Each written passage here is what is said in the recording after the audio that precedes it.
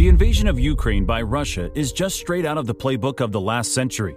A powerful nation invades a smaller, weaker neighbor with the goal of enlarging its own territory, and in doing so, seizing more of its neighbor's resources and eventually imposing its own politics. With significant natural resources and a robust agricultural industry, Ukraine is a gold mine. It is one of the largest producers and exporters of many things, which includes potatoes, sugar, beets, sunflower oil, livestock, wheat, barley, corn, rice, and a considerable amount of black soils are among many of those things. And on top of that, the human capital, which makes Ukraine a very profitable and attractive land. And this invasion, with its increasingly indiscriminate attacks, not only targets human, natural, and physical infrastructure of the region, but it has also caused a catastrophe that affected the entire economy of the country. In fact, according to the World Bank, this war will force Ukraine's GDP to shrink by 45%. Similarly, IMF has warned that wider effects of the war could include a threat to world food security as a result of growing costs and the inability to cultivate crops, particularly wheat, as Ukraine is the top exporter of wheat, barley, and maize, as I've mentioned. So, the war and invasion may have followed a 20th century plan, but effective rehabilitation requires 21st century skills. Although it is challenging to do so while the cities are in ruins and without power or water and many other basic necessities to sustain. And given the extent of the damage that Russia has caused to Ukraine's stock of homes, public buildings, as well as its infrastructure, which includes roads, railways, ports, electricity grids, sewage treatment plants, and industrial capacity, rebuilding Ukraine will be a lengthy and challenging task that affects the entire nation, not just the areas where fighting has taken place. Hence, it is important that the recovery process start right away.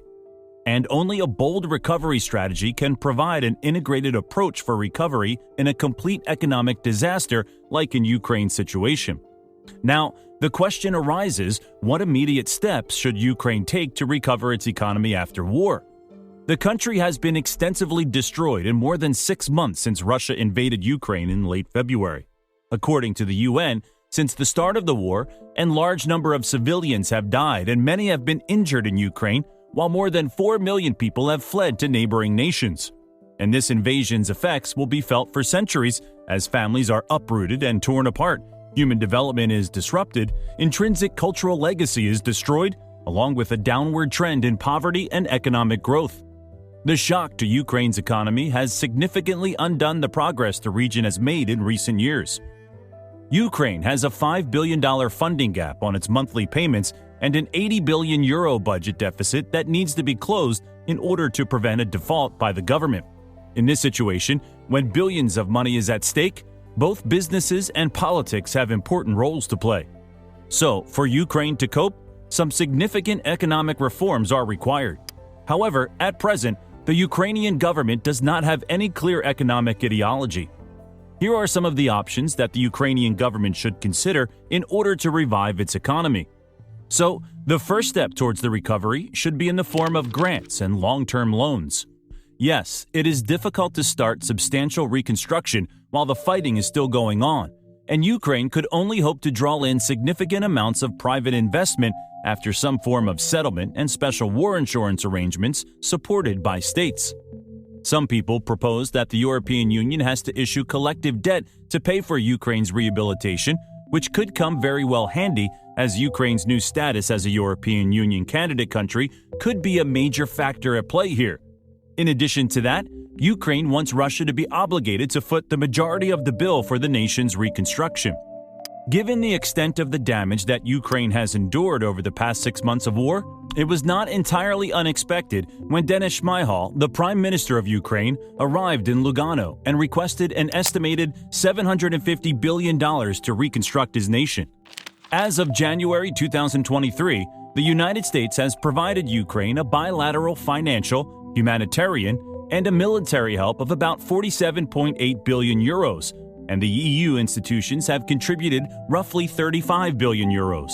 However, even now, at this moment of global sympathy, foreign aid to Ukraine is far insufficient to meet its requirements.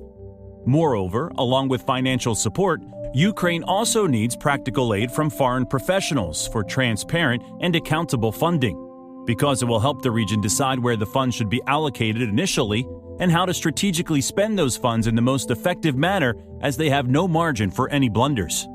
Moreover, in order to help with social and military costs, Ukraine needs both significant and immediate economic inflows. So, the best thing they could do is impose a special excise tax. Since oil and gas produced in Russia are currently subject to tax, the course of action is to tax it and send the proceeds to Ukraine to cover war costs, fund social services, and start the reconstruction as soon as possible. The second step should be the changes in the Ukrainian market.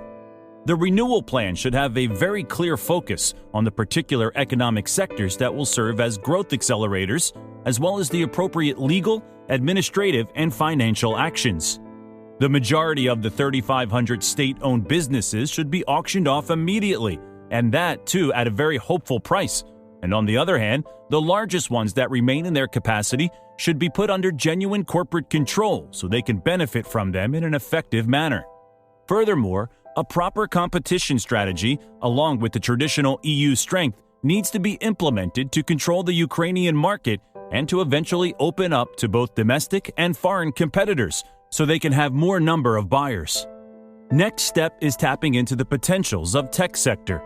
The technology sector is a strong engine of the Ukrainian economy. It is an area where Ukraine has immense potential and is currently proving its cyber capabilities in the war with Russia. However, in order to fully utilize Ukraine's technological capacity, significant reorganization is required. The government must fund those firms that are building drones, are offering cybersecurity, and are creating a variety of military technologies. This will enable the region to launch production as soon as it is feasible across a variety of fields, which can vary from small guns to air defense systems. At that point, military technology will automatically become a major force behind the economic growth of the private sector. And we expect that the development of military tech will remain a focus for several coming years and provide a strength to the economy. Another important step that Ukraine can take is the promotion of tourism, or in other words, war-based tourism. War tourism is leisure travel to current or former conflict areas for sightseeing or historical research, as we know that the First and Second World Wars both documented this form of tourism.